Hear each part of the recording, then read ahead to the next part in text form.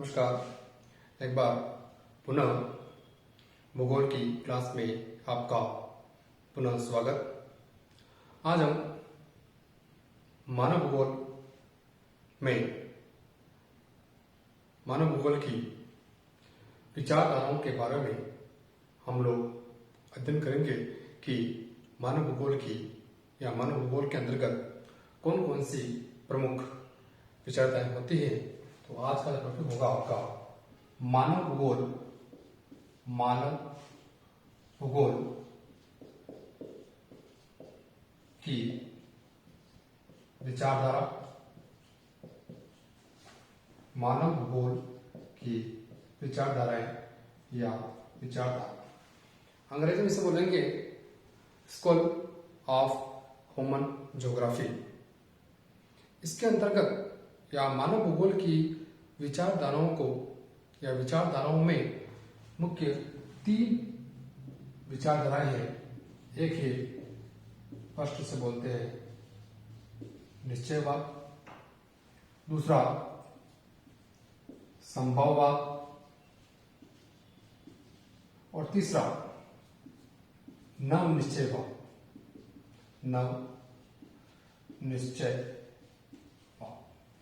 3 प्रमुख मानव भूगोल की विचारधाराएं हैं। इन तीनों के बारे में हम लोग विस्तार पूर्वक अध्ययन करेंगे। फर्स्ट है निश्चयवाद, दूसरा संभववाद और तीसरी विचारधारा जो है आपकी नव निश्चयवाद। कि इन विचारधाराओं में क्या क्या चीजें हैं उनके बारे में आज हम विस्तार पूर्वक अध्ययन करते हैं। सबसे पहले जिसके बारे में अध्ययन करेंगे मानव भूगोल की विचारधाराओं में सबसे पहले विचारधारा आएगी आपकी निश्चयवाद विचारधारा। निश्चयवाद को हम नीतिवाद विचारधारा के रूप में भी जानते हैं। क्या कहते हैं? नीतिवाद विचारधारा के नाम से भी जानते हैं। और एक नाम और कहते हैं इसे पर्यावरणवाद के नाम से भी इसे संबोधित किया जाता है। और अंग्रेजी भाषा में इसे डिटरमिनिज्म के नाम से भी इसे जानते हैं। अब अपन पढ़ना है कि इस विचारधारा में है क्या चीज है, इसके बारे में क्या अध्ययन करेंगे। निश्चयवाद का या नीतिवाद या पर्यावरणवाद का सीधा तात्पर्य है एक ऐसी मानव भूगोल की विचारधारा जिसमें प्रकृति सर्वे सर्वा होती है, प्रकृति ही सब कुछ होती है, प्रकृति के माध्यम से ही मानव को चलना पड़ता है। यानी कह सकते हैं अब कि प्रकृति सर्वप्रमुख मानते हैं और जो मानव है वह एक प्रकृति का दास माना जाता है। इस विचारधारा का प्रमुख बात यही है कि इसमें जो प्रकृति है या पर्यावरण है वो सर्वे सर्वा होती है, इसमें मानव सर्वे सर्वा नहीं होता है। ये चीज ध्यान रखनी। निश्चयवाद की बात करते हैं अपन तो यह निश्चयवाद जो है या यह विचारधारा है यह मानव भूगोल की सबसे पहली विकसित विचारधारा मानी जाती है। सबसे पहली विकसित विचारधारा मानी जाती है। इस विचारधारा के अपन उद्भव की बात करें या जन्म की बात करें तो इस विचारधारा का उद्भव या उत्पन्न करने का जो श्रेय है, जो मुख्य श्रेय जो मानते हैं, सबसे पहले जो उसको देने वाले या उत्पन्न करने वाले जो लोग थे वो लोग थे यूनानी। कौन लोग थे? यूनानी विद्वानों ने सबसे पहले इस विचारधारा को क्या किया? विकसित किया।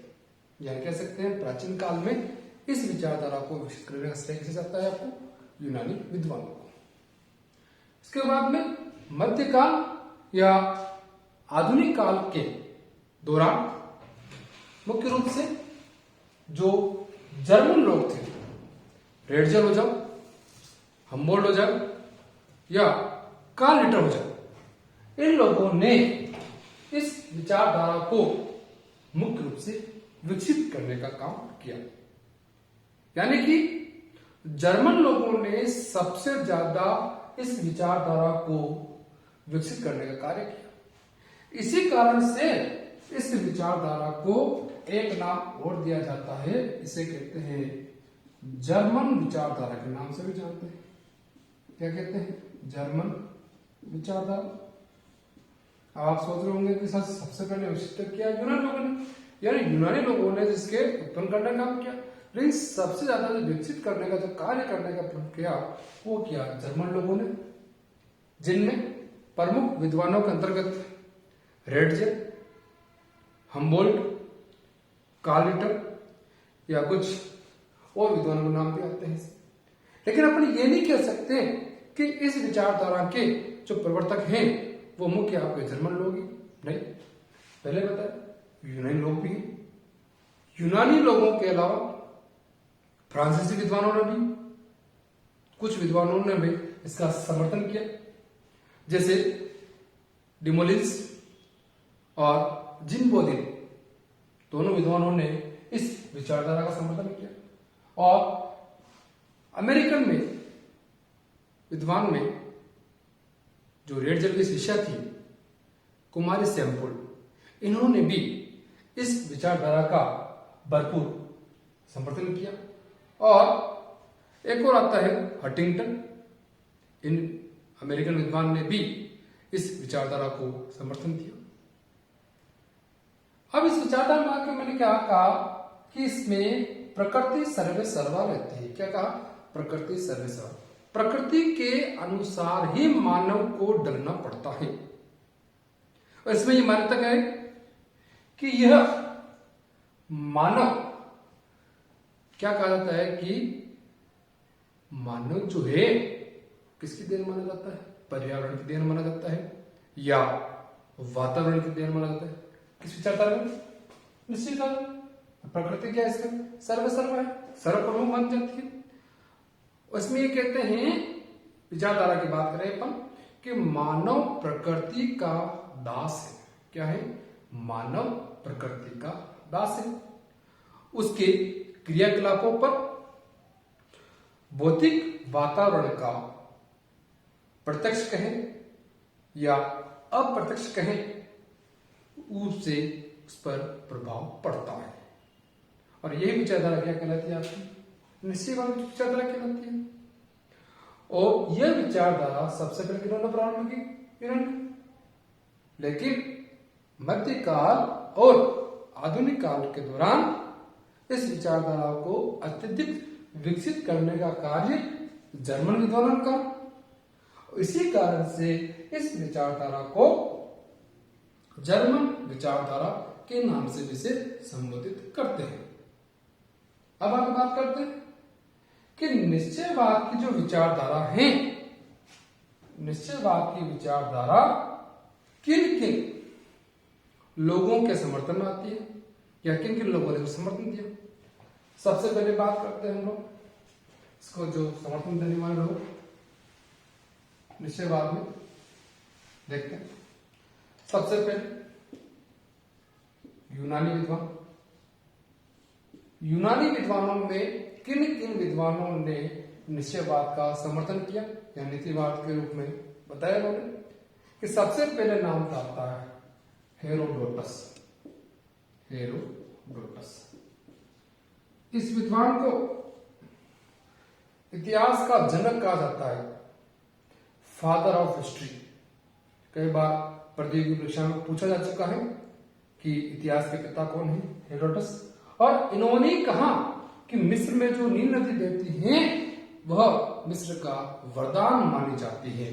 कौन? नील नदी।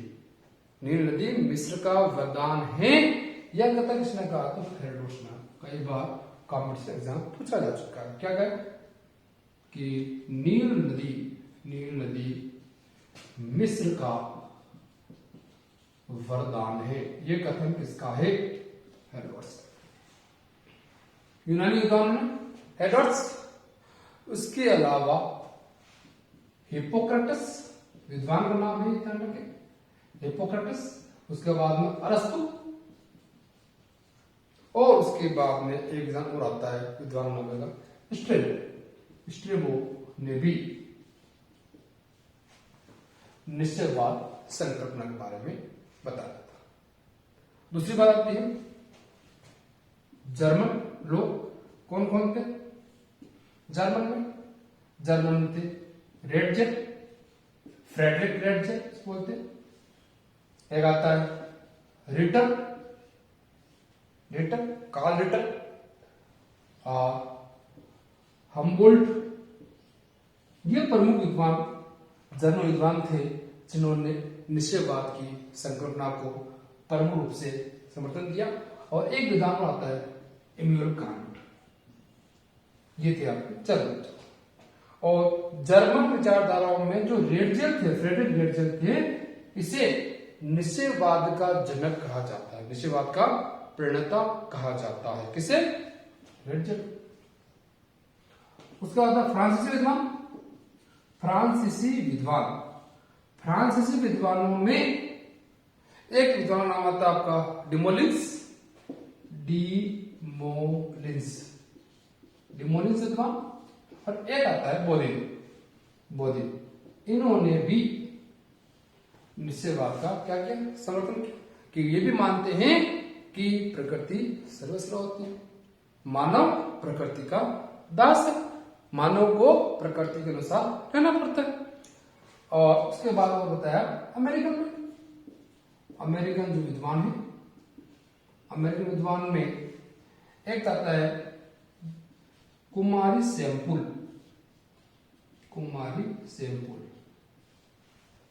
महिला है ये, और एक आता है हटिंगटन।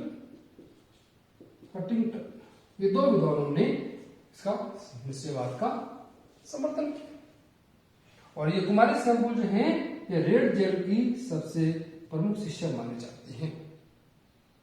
ये मैं इसलिए बता रहा हूं, कई बार कंपटीशन एग्जाम में प्रश्न पूछा जाता है, 4 ऑप्शन दे दिए जाते हैं और इसमें पूछा जाता है कि कौन सा विद्वान निश्चयवाद से संबंधित है या नहीं, संभववाद संबंधित है या नहीं है, या नाम निश्चयवाद संबंधित है या नहीं है। तो इसमें थोड़ा सा ध्यान रखें, क्योंकि मैंने बताया कि जर्मन विचारधारा के नाम जानते हैं इसे, तो आपके दिमाग में आ जाएगा कि जो जर्मन लोग हैं वो ही निश्चयवादी हो, नहीं। कुछ अन्य विद्वान भी हैं, यूनानी है, फ्रांसीसी, अमेरिकन, कुछ विद्वानों ने निश्चयवाद का समर्थन भी किया। इसके अलावा एक विद्वान और आता है हैकल और बक्कल। हैकल बेकल विद्वान ने भी इस निश्चयवादी संकल्पना का प्रमुख रूप से समर्थन किया। अब इस टॉपिक संबंधी कुछ 2-3 बातें हैं जो कई बार प्रतियोगी परीक्षा में पूछ जाती है, उसके बारे में अपन थोड़ा सा डिस्कस करते हैं। देखो, अभी मैंने यूनानी विद्वानों में एक नाम लिया था अरस्तु। क्या नाम लिया? अरस्तु। तो अरस्तु की कई बार एक पुस्तक पूछी जाती है। अरस्तु की पुस्तक का नाम है पॉलिटिक्स। क्या नाम है? पॉलिटिक्स। प्रश्न आ चुका है कि पॉलिटिक्स नामक पुस्तक किस विद्वान की है? तो किसकी है? अरस्तु की। और इस किताब में ही निश्चयवाद का भी उल्लेख उन्होंने किया था। दूसरा आता है जीन बोधिन, जो अभी मैंने बताया फ्रांसीसी विद्वान, डिमोलिंस के बाद में। इस किताब का नाम आएगा रिपब्लिक।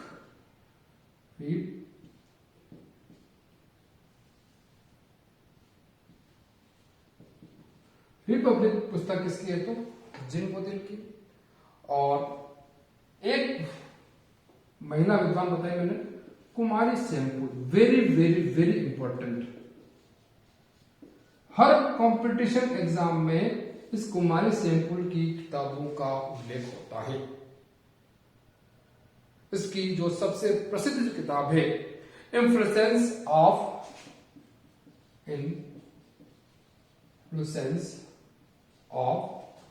ज्योग्राफिकल एनवायरमेंट, ये बहुत ही महत्वपूर्ण किताब कई प्रतियोगी परीक्षा में पूछा जा चुका है। कोई लेक्चर में आ चुका है, इसको लेक्चर में आ चुका है, कई नेट में तो कई बार प्रश्न आ चुका है कि यह पुस्तक किस विद्वान की है।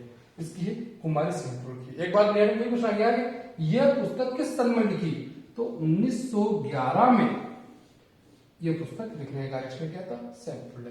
इम्प्रेशंस ऑफ ज्योग्राफिकल एनवायरमेंट, इस किताब में भी निश्चयवाद को किया। और इस कुमारी सेनपुर ने निश्चयवाद के लिए कुछ कथनों का प्रयोग किया जो कई बार प्रतियोगी परीक्षा में आते हैं, कॉम्पिटिशन में कई बार पूछे जा चुके हैं, जो कई बार फेमस कथन है कि मानव पृथ्वी तल की उपज है। मानव पृथ्वी तल की उपज है। यह कथन किसका है, कुमारी सेनपुर, कई बार आ चुका है।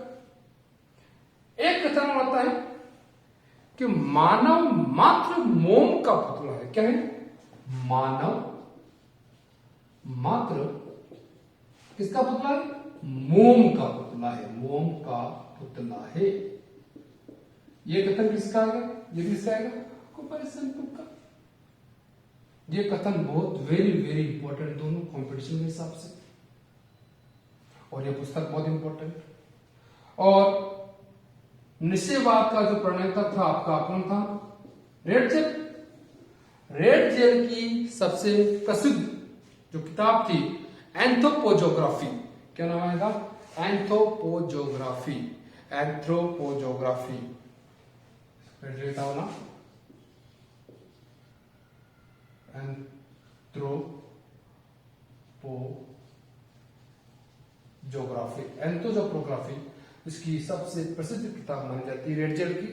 इस किताब में भी इन्होंने निश्चयवाद का जिक्र किया था, इसकी जानकारी दी थी कि इसमें कहा कि प्रकृति सर्वसर्वा होती है, प्रकृति के अनुसार वातावरण के अनुसार मानव को ढलना पड़ता है।